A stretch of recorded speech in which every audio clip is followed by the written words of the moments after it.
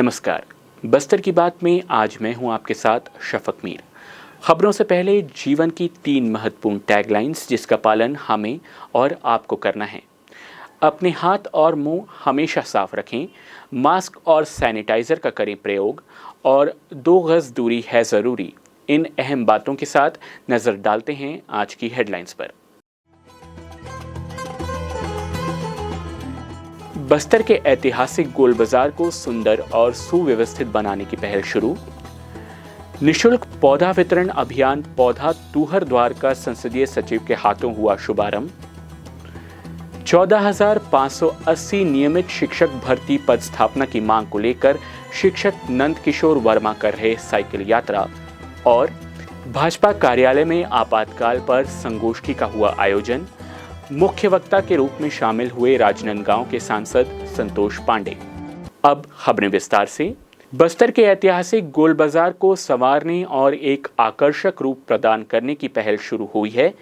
इसके अंतर्गत शनिवार की सुबह गोल बाजार के गांधी मंडप में एक विशेष बैठक आयोजित की गई। इस बैठक में स्थानीय विधायक और संसदीय सचिव रेखचंद जैन, महापौर सफीरा साहू और सदर वार्ड के पार्षद इमरान खान भी उपस्थित थे और नगर निगम आयुक्त प्रेम पटेल गोल बाजार के व्यापारियों के साथ कार्य योजना के संबंध में चर्चा की। इस दौरान MIC सदस्य यशवर्धन राव, राजेश राय, उदयनाथ जेम्स और सदर वार्ड के पार्षद इमरान खान भी उपस्थित थे। बैठक सौहार्दपूर्ण वातावरण में हुई और व्यापारियों का रुख भी सकारात्मक नजर आया। बैठक की शुरुआत में गोल बाजार उन्नयन योजना के संबंध में नगर निगम आयुक्त प्रेम कुमार पटेल ने विस्तार से जानकारी दी। इसके पश्चात कलेक्टर रजत बंसल ने उपस्थित व्यापारियों से कहा कि शहर के हृदय स्थल में स्थित गोल बाजार को आकर्षक स्वरूप प्रदान करने की योजना आप सभी के सहयोग से ही सफल हो सकती है और इससे निश्चित ही व्यवसाय भी बढ़ेगा और आने वाली पीढ़ियों के लिए एक सुव्यवस्थित बाजार उपलब्ध हो सकेगा। व्यापारियों ने अपने कुछ संदेह जनप्रतिनिधि और अधिकारियों के समक्ष पेश किए, जिस पर विधायक, महापौर और कलेक्टर ने कहा कि सभी 140 व्यापारियों को दुकानें दी जाएंगी। इसके एवज में जो लागत मूल्य है वही उनसे लिया जाएगा। कुछ व्यापारियों ने बड़ी दुकान की मांग की, जिससे कि उनका व्यवसाय सही ढंग से संचालित हो सके। इस पर कलेक्टर ने व्यापारियों से कहा कि वर्तमान में 4 साइज की दुकानें बनाने की योजना है। अगर आवश्यकता पड़ी तो इन दुकानों की साइज बदलने पर विचार भी किया जा सकता है। उन्होंने यह भी कहा कि यदि व्यापारी एक मुश्त पैसा नहीं दे पाएंगे तो उनके लिए किस्तों में भुगतान की सुविधा भी उपलब्ध कराए जाने का प्रयास किया जाएगा। महापौर सफीरा साहू ने कहा, शहर को सुंदर और सुव्यवस्थित बनाने के लिए मुख्यमंत्री भूपेश बघेल प्रयासरत हैं और आप सभी के सहयोग से ही यह महत्वपूर्ण कार्य सफल हो सकता है। बैठक में उपस्थित विधायक और संसदीय सचिव रेखचंद जैन ने सभी व्यापारियों से कहा कि अभी बाजार की जो स्थिति है वह व्यापार के लिए उपयुक्त नहीं है। यदि गोल बाजार को आकर्षक रूप दिया जाता है तो निश्चित ही इसका लाभ व्यापारियों को मिलेगा और उनका व्यवसाय भी बढ़ेगा। उन्होंने उपस्थित व्यापारियों से सरकार की इस योजना के संबंध में अपना समर्थन देने के लिए हाथ उठाने की बात कही, जिस पर सभी उपस्थित व्यापारियों ने हाथ उठाकर इस योजना का समर्थन किया। चर्चा के दौरान जो बातें सामने आई उसके अनुसार अधिक से अधिक 3 वर्ष का समय गोल बाजार को सुव्यवस्थित और आकर्षक रूप प्रदान करने में लग सकता है। कलेक्टर ने यह भी कहा कि यदि सभी व्यापारियों का सहयोग मिलेगा तो यह कार्य 2 वर्ष में भी पूर्ण हो सकता है। शनिवार को बैठक सौहार्दपूर्ण वातावरण में हुआ। इसके पश्चात विधायक रेखचंद जैन और कलेक्टर रजत बंसल साइकिल से गोल बाजार के लिए रास्ता का निरीक्षण करने राजा रुद्र प्रताप देव टाउन क्लब प्रांगण पहुंचे और 6 मीटर सड़क और दुकानों के संबंध में जानकारी ली। इस दौरान कलेक्टर रजत बंसल ने बताया, गोल बाजार का उन्नयन किस तरह से हो रहा है? गोल बाजार जगदलपुर का एक प्रमुख स्थल है जो कि ऐतिहासिक रूप से और व्यावसायिक रूप से दोनों रूप से बहुत ज़्यादा महत्वपूर्ण है। उसको देखते हुए एक बेहतर व्यवस्था बनाने की दिशा में हम लोग काम कर रहे हैं और आज व्यापारियों के साथ बहुत ही सकारात्मक बैठक हुई जिसमें उनका भी सुझाव लिया गया और किस तरह से गोल बाजार का ढांचा बनना चाहिए उसमें पूरी चर्चा हुई। एक ढांचा हमने बना करके अभी व्यापारियों में साझा भी किया है और मुझे उम्मीद है कि अगले 1 से 2 सप्ताह में हम लोग प्लान फाइनल करके इसमें आगे बढ़ सकते हैं और यदि ये प्रोजेक्ट होता है तो जगदलपुर शहर के लिए हमेशा के लिए एक बड़ी उपलब्धि होगी। सर, इसके साथ साथ और क्या कार्य हो रहे हैं शहर में? गोल बाज़ार के साथ साथ जो पुराना टाउन क्लब है, जो यहाँ पर लाइब्रेरी है, उसका भी उन्नयन हो रहा है। साथ में दलपत सागर को भी पूरी तरह से विकसित किया जा रहा है। कोशिश हमारी ये है कि पूरा जो मार्केट एरिया है उसको हम व्यवस्थित कर पाएँ। जो इतवारी बाज़ार में बड़ी मल्टी लेवल पार्किंग बन रही है उससे भी व्यवसाय करने के लिए बेहतर साधन सुविधा उपलब्ध होगी और पार्किंग की भी जो समस्या शहर के मध्य में आती है वो भी काफ़ी में निजात मिलेगा। बस्तर के लिए गोल बाजार काफी महत्वपूर्ण है और इसका ऐतिहासिक महत्व भी है। भूमकाल के समय बस्तर के शहीदों को इमली के पेड़ पर फांसी दी गई थी, जहां प्रतिवर्ष बस्तर सर्व समाज द्वारा शहीदों को श्रद्धांजलि दी जाती है और वहीं गांधी स्मारक भी है। इन ऐतिहासिक स्थलों को आकर्षक रूप प्रदान किया जाएगा जिसे देखने पर्यटक भी पहुंचेंगे और निसंदेह इससे गोल बाजार का व्यवसाय भी बढ़ेगा। बस्तर की बात, जगदलपुर। शहर के मध्य सिरासार चौक में वन विभाग द्वारा पौधा तुहर द्वार योजना के तहत पौधा वितरण का कार्यक्रम आयोजित किया गया। जगदलपुर विधायक और संसदीय सचिव रेखचंद जैन के द्वारा हरी झंडी दिखाकर पौधा वितरण का कार्यक्रम शुभारंभ किया गया है। पौधा वितरण अंतर्गत फलदार वृक्षों के पौधे वितरित किए जा रहे हैं। इस दौरान श्री जैन ने कहा कि पौधों को लगाना आसान है पर उन्हें बड़ा करना बहुत जिम्मेदारी की बात है। बच्चों की तरह देखभाल कर इसे बड़ा करना है ताकि वृक्ष के फल से परिवार के सदस्यों का पेट भरा जा सके और साथ ही आमदनी का जरिया भी बने। संसदीय सचिव ने इस योजना को हरी झंडी दिखाकर और लोगों को पौधा देकर प्रारंभ किया है, जिसके बाद पौधा घर तक पहुंचकर निःशुल्क वितरण किया जाना है। डीएफओ बस्तर स्टाइलो मंडावी ने जानकारी देते हुए कहा कि बस्तर के शहरी और ग्रामीण इलाकों तक इस योजना को पहुंचाया जाना है, जिसमें लगभग 1 लाख पौधे लगाने के लिए लोगों को जागरूक और प्रेरित किया जाएगा। साथ ही उन्होंने कहा कि पौधा प्राप्त करने के इच्छुक लोगों के लिए हेल्पलाइन नंबर 7587016416 9340888362 में संपर्क कर पौधा प्राप्त किया जा सकता है। फलदार पौधों में प्रमुख रूप से आम, गिलोय, मूंगा, नींबू, काजू, अमरूद इत्यादि शामिल हैं। नियमित शिक्षक भर्ती 14,580 के पद स्थापना को लेकर शिक्षक नंद किशोर वर्मा ने 24 जून को दुर्ग से प्रारंभ की यात्रा। 5 संभाग में जाकर साइकिल यात्रा के माध्यम से 1 जुलाई को रायपुर में आंदोलन स्थल पर यात्रा समाप्त होगी। भूपेश सरकार से मांग की जा रही है कि 2019 की प्रारंभ हुई शिक्षक भर्ती आज तक पूरी नहीं हो पाई है। इनकी पद स्थापना जल्द होने को लेकर यात्रा निकाली गई। इस संबंध में साइकिल यात्रा पर निकले शिक्षक नंद किशोर वर्मा ने बताया, अधिकार नियुक्ति यात्रा नाम दिया गया है। तो ये जो यात्रा है मैंने ये दुर्ग से 24 जून को फ्लैग ऑफ किया गया था। तो आज यात्रा का दूसरा दिन है और मैं अभी आज यहाँ जगदलपुर पहुँचा हूँ।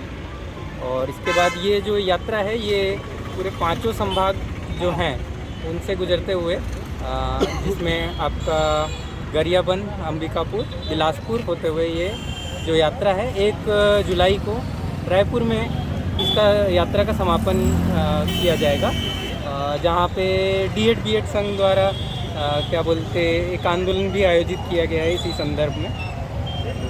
क्या मांग क्या आपकी, आप यात्रा क्यों कर रहे हैं? सर, इसमें जो है मैंने जो नियुक्तियाँ निकली थी 14,580 उसके लिए इसमें 1458 किलोमीटर जो रखा गया है। तो इसका उद्देश्य कुछ इस प्रकार से कि इसमें जितने भी अभ्यर्थी लोग हैं उनका मनोबल बढ़ाया जा सके, है ना, क्योंकि वो भी काफ़ी समय से संघर्ष में लगे हुए हैं। तो एक बीएड का प्रथम वर्ष का मैं छात्र हूँ। तो एक बीएड छात्र होने और साइकिलिस्ट होने के नाते मुझे लगा कि मुझे भी इसमें अपना कुछ योगदान देना चाहिए। तो उम्मीद तो यही रहेगी सर कि इससे जो है अगर बात कहीं ना कहीं सरकार तक भी पहुंचती है तो इस नियुक्तियों को में शीघ्रता आए और जल्द से जल्द जो भी नियुक्तियां हैं वो शीघ्रता से लोगों को दे दी जाए तो अच्छा ही बात होगा। अधिकार नियुक्ति साइकिल यात्रा के जगदलपुर पहुंचने पर स्थानीय दंतेश्वरी मंदिर के सामने शुक्रवार को शाम 8 बजे स्वागत किया गया।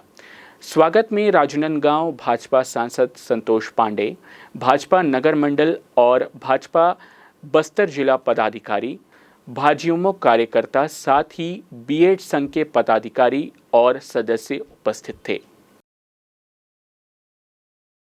राजनांदगांव सांसद संतोष पांडे ने आपातकाल के विषय पर शनिवार को भाजपा कार्यालय में आयोजित विचार गोष्ठी में मुख्य वक्ता के तौर पर अपने विचार रखे।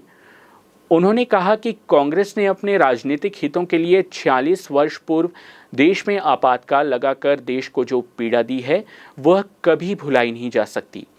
जब भी अपने स्वार्थ सिद्धि की बात आई है तो कांग्रेस के लिए कभी भी राष्ट्र प्राथमिकता में नहीं रहा है। एक परिवार ही इन 70 वर्षों में कांग्रेस की मुख्य प्राथमिकता और केंद्र बिंदु है। इस दौरान श्री पांडे ने कहा, भारतीय जनता पार्टी कार्यालय में जिस प्रकार से उन्होंने और अपने असहिष्णुता का परिचय दिया, आज तक छत्तीसगढ़ में कहीं नहीं हुआ और कभी कोई किसी के कार्यालय और ऑफिस में जाकर के, दफ्तर में जाकर के इस प्रकार की घटना करे, किंतु ये पहली बार इस प्रकार की घटना यहाँ हुई। ये ठीक नहीं हुआ और इसकी जितनी निंदा की जाए वो कम। इसमें एक दिन प्रेस वार्ता आपातकाल के ऊपर से जो कल हुई, आज संगोष्ठी पूरे जिले में रखी गई है और उसी के निमित्त मेरा यहाँ आना हुआ है। वास्तव में जनसंघ के समय से, चाहे हमारे संस्थापक डॉक्टर श्यामा प्रसाद मुखर्जी जी हो, आप देखें कि जो अभिव्यक्ति की स्वतंत्रता की और कश्मीर के ऊपर अपने मत को लेकर के, अपने विचार को लेकर के उन्होंने सत्याग्रह किया, किंतु जिस प्रकार से दमन नेहरू जी ने किया और अंततः उनकी मृत्यु कश्मीर की धरती में हुई। यह अलग विषय है कि आज 70 साल बाद अमित शाह जी जो गृह मंत्री हैं, हमारे प्रधानमंत्री नरेंद्र मोदी जी हैं, इनके नेतृत्व में वो धारा 370 खत्म हो गई, किंतु अपना मत, अपने विचार रखने जो गए थे उनकी वहाँ हत्या हुई। मेरा कहने का हेतु यह है कि कांग्रेस पार्टी शुरू से असहिष्णु रही है और ये कहना चाहिए कि उसमें दंभ, घमंड और केवल सत्ता का घमंड वही इंदिरा जी में रही और उसी का परिणाम हुआ कि 25 जून 1975 को और आपातकाल लगी। हम सब जानते हैं कि प्रेस के मुंह बंद कर दिए गए, सभी विरोधी नेताओं को जेल में ठूस दिया गया और सब प्रकार की जो हमारी संप्रभुता थी, आज़ादी थी, उसको छीन ली गई। आने वाली पीढ़ी इसको जाने, इसके लिए कार्यकर्ताओं को इससे परिचित कराने के लिए ये गोष्ठी रखी। वही वर्तमान स्थिति है।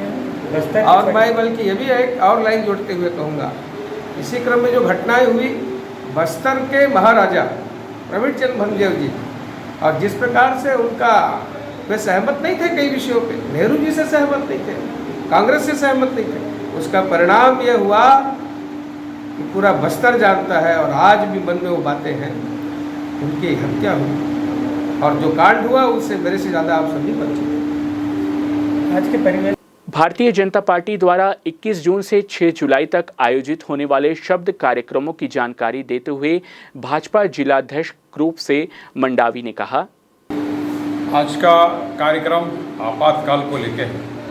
हमारी भारतीय जनता पार्टी 21 जून से लेकर 6 जुलाई तक लगातार कार्यक्रम कर रही है। इस कार्यक्रम के तहत 25 जून को आपातकाल लगा था, उस विषय को लेके आज यहाँ पे गोष्ठी है, जिसको लेने के लिए हमारे राजनांदगांव के सांसद संतोष पांडे जी आए हुए हैं और छत्तीसगढ़ के पूरे ज़िले में ये संगोष्ठी हो रही है।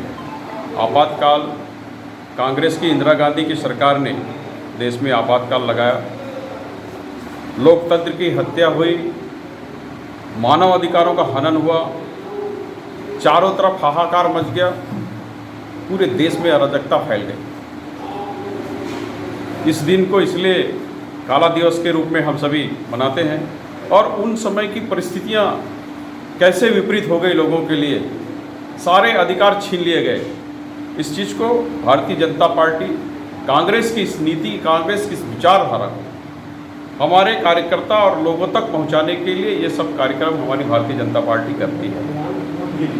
लगातार कांग्रेस जब जब देश में आई तो उन्होंने कानून को अपने हाथ में लेने का प्रयास किया।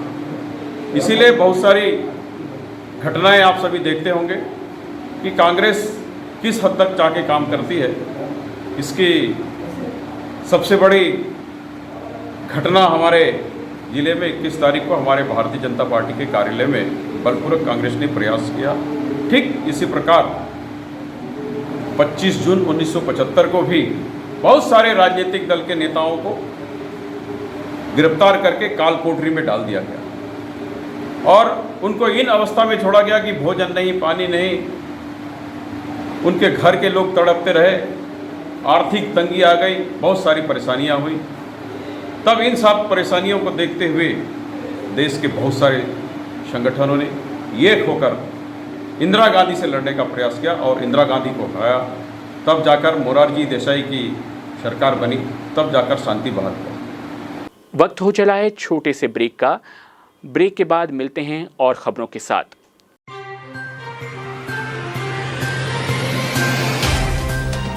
सफर जगतुगुड़ा से जगदलपुर का, नित नई करवट लेता शहर हमारा, चौक चौराहों से होता हुआ विकास की गाथाएं गढ़ता बस्तर हमारा। कई रंगों से सराबोर कितनी ही कहानियों को समेटे, कहीं विकास के सोपान तो कहीं सरकारी दावे और उनका सच।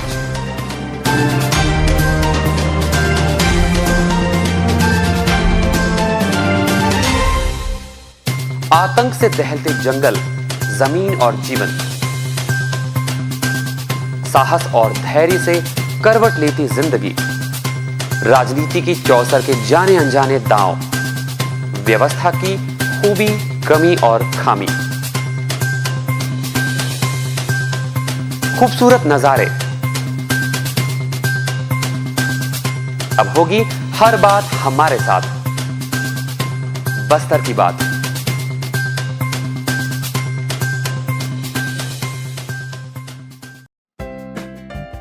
देश की जानी मानी इंटरनेट प्रोवाइडर कंपनी रेलटेल अब अपने शहर जगदलपुर में उपलब्ध। केबल टीवी और ब्रॉडबैंड पाइए एक साथ, बेहतर सर्विस, शानदार गुणवत्ता, हमेशा एक जैसी स्पीड यानी 100 Mbps। लॉन्चिंग अवसर पर पाइए विशेष छूट, राज्य के शासकीय कर्मचारियों हेतु 10% की छूट, साथ ही रेलवे कर्मचारियों के लिए विशेष छूट का प्रावधान।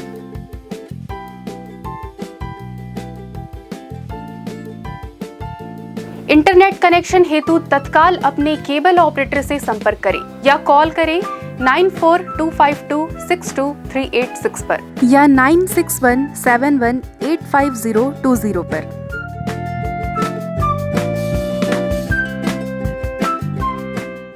ब्रेक के बाद आपका स्वागत है बस्तर की बात में। आइए चलते हैं खबरों की ओर। भारत के राष्ट्रीय गीत वंदे मातरम के रचयिता बंकिम चंद्र चट्टोपाध्याय की जयंती 27 जून को है। वे बंगाल के प्रख्यात उपन्यासकार, कवि, गद्यकार और पत्रकार थे। उनकी रचना वंदे मातरम भारतीय स्वतंत्रता संग्राम के काल में क्रांतिकारियों का प्रेरणा स्रोत बन गई थी। उनका जन्म 27 जून 1838 में हुआ था। उन्होंने बंगाली पुनर्जागरण साहित्यिक आंदोलन भी चलाया था। ऐसी महान विभूति के संबंध में शिल्पी संस्था के संस्थापक सुबीर नंदी ने हमें बताया। आज 27 जून बंगाल के लेखक बंकिम चंद्र चट्टोपाध्याय की जन्म जयंती। शिल्पी सांस्कृतिक संस्था प्रतिवर्ष बंकिम चंद्र चट्टोपाध्याय की जन्म जयंती बड़े समारोह के साथ मनाते हैं। इस वर्ष कोविड महामारी के कारण हम अपने घरों में ही ये कार्यक्रम कर रहे हैं। मैं सुबीर नंदी, अध्यक्ष शिल्पी सांस्कृतिक संस्था बंकिम चंद्र चट्टोपाध्याय की जीवनी के बारे में चंद बातें आप लोगों को बतलाना चाहता हूँ। बंकिम चंद्र चट्टोपाध्याय का जन्म 1838 कांथलपाड़ा नैहाटी में हुआ। एक बंगाली ब्राह्मण परिवार में उनका जन्म हुआ। वो बचपन से ही बहुत मेधावी छात्र थे, लेकिन बहुत कम उम्र में उनकी शादी हो गई, मात्र 11 वर्ष की आयु में। और जिनसे शादी हुई कन्या का उम्र मात्र 5 वर्ष था। कुछ वर्षों के बाद उनकी धर्मपत्नी का निधन हो गया और पुनः 22 वर्ष की आयु में श्रीमती राजलक्ष्मी देवी के साथ उनकी शादी हुई। बचपन से ही बंकिम चंद्र बहुत मेधावी छात्र थे। प्रेसिडेंसी कॉलेज, कोलकाता के प्रेसिडेंसी कॉलेज से उन्होंने बीए पास किया और वो प्रथम भारतीय थे जो प्रेसिडेंसी कॉलेज से बीए पास किए। इसके पश्चात वो कानूनी डिग्री हासिल किए और अपने पिता यादव चंद्र चट्टोपाध्याय की तरह वो भी सरकारी नौकरी में लग गए और बाद में जाके वो डिप्टी मैजिस्ट्रेट बने। इस दौरान वो लिखना शुरू किए और 27 वर्ष की आयु में उन्होंने सर्वप्रथम दुर्गेश नंदिनी ये उपन्यास लिखा और इसके अलावा उन्होंने मृगनयनी, देवी चौधुरानी, आनंद मठ, चंद्रशेखर, मृगनयनी जैसे बहुत सारे उपन्यास उन्होंने लिखे। राष्ट्रीय दृष्टिकोण से आनंद मठ उनका सर्वश्रेष्ठ उपन्यास माना जाता है और इसी में उन्होंने वंदे मातरम गीत को भी लिखा। हम सभी जानते हैं कि वंदे मातरम गीत बंकिम चंद्र चट्टोपाध्याय ने लिखा, लेकिन इसके पीछे एक कारण है। जब ये सरकारी नौकरी करते थे उस समय ब्रिटिश शासन था और कोई भी सरकारी कार्यक्रम होता था तो उस समय उनके देश के गीत गॉड सेव द क्वीन ये गीत गाया जाता था। ये बंकिम चंद्र चट्टोपाध्याय को बिल्कुल पसंद नहीं था और उसी समय उन्होंने निर्णय लिया कि हमें अपने देश के लिए कुछ ऐसे गीत लिखने हैं जिसमें हमारे देश का सौंदर्य गुणगान हो, ऐसा गीत। और तभी उन्होंने वंदे मातरम गीत को लिखा। इस प्रकार से उनका जीवन चलता रहा। अंत में 1894 में कोलकाता में उनका निधन हो गया। आज हम लोग बंकिम चंद्र चट्टोपाध्याय की जन्म जयंती मना रहे हैं और अंत में आप सभी से एक आग्रह है, हम जब एक दूसरे से मिलते हैं, अभिवादन करते हैं, वो अभिवादन का शब्द वंदे मातरम हो। वंदे मातरम।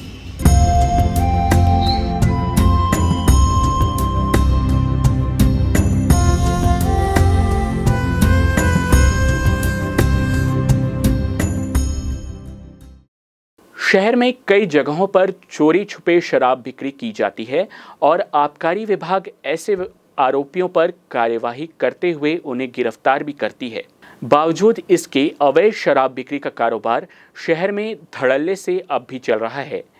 ऐसी ही घटना में हाथ भट्टी की बनी कच्ची महुआ शराब बिक्री की सूचना जब पुलिस को मिली तो शहीद पार्क चौक से 2 आरोपियों को गिरफ्तार किया गया। आरोपी परितोष सरकार और सुजित कुमार डे हैं जो मूर्ति लाइन महारानी वार्ड के निवासी हैं। इनके कब्जे से 17 बल्क लीटर कच्ची शराब जिसकी अनुमानित कीमत 1150 रुपये है बरामद की गई। इन दोनों ही आरोपियों के खिलाफ आबकारी एक्ट के तहत मामला पंजीबद्ध कर उन्हें गिरफ्तार कर न्यायिक रिमांड पर भेज दिया गया। चलते चलते आइए फिर नजर डालते हैं आज की हेडलाइंस पर। बस्तर के ऐतिहासिक गोल बाजार को सुंदर और सुव्यवस्थित बनाने की पहल शुरू। निशुल्क पौधा वितरण अभियान पौधा तुहर द्वार का संसदीय सचिव के हाथों हुआ शुभारंभ। 14,580 नियमित शिक्षक भर्ती पद स्थापना की मांग को लेकर शिक्षक नंद किशोर वर्मा कर रहे साइकिल यात्रा। और भाजपा कार्यालय में आपातकाल पर संगोष्ठी का हुआ आयोजन। मुख्य वक्ता के रूप में शामिल हुए राजनांदगांव के सांसद संतोष पांडे। बस्तर की बात में आज सिर्फ इतना ही। फिर मुलाकात होगी कुछ और खबरों के साथ। नमस्कार।